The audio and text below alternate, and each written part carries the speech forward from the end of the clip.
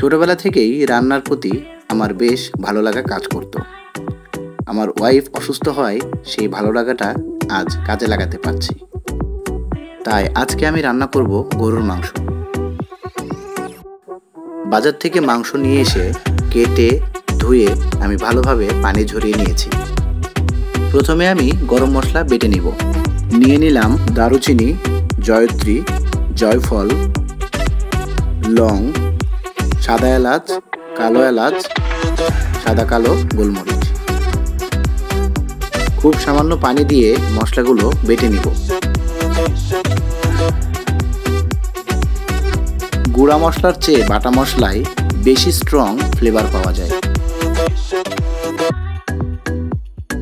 এবার মাংসগুলো ম্যারিনেট করে নেব।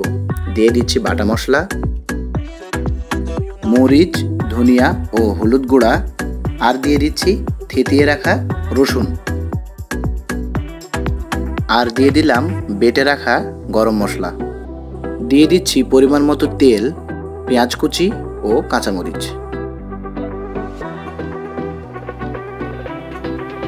এবার খুব ভালোভাবে মাখিয়ে নেওয়ার পালা। কড়াইয়ে ঢেলে নিলাম। এখন মাংসগুলো খুব ভালোভাবে কষিয়ে নেব। এ পর্যায়ে দিয়ে দিচ্ছি স্বাদ মতো লবণ। ভালোভাবে মিশিয়ে ঢাকনা দিয়ে ঢেকে দিব। 5 মিনিট পর মাংস থেকে পানি বেরোলে আমি আবারও ভালোভাবে নেড়ে দিচ্ছি। মাঝারি তাপে মাংস কষাতে দিয়ে এখন আমি বেরেস্তা ভেজে নিচ্ছি।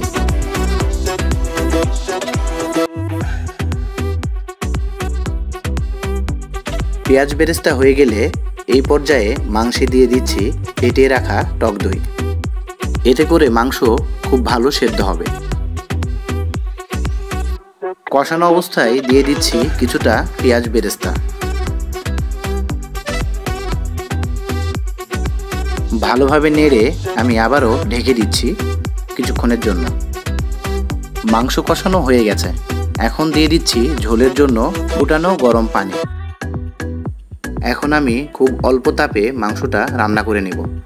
মাংস রান্না প্রায় শেষের দিকে। এই পর্যায়ে দিয়ে দিচ্ছি বাকি পেঁয়াজ বেরেস্তা। রংটা খুব ভালো এসেছে এবং সিদ্ধও হয়েছে বেশ।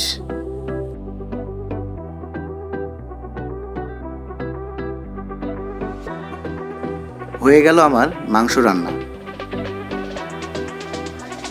আজ এই পর্যন্তই। ভালো থাকবেন সবাই।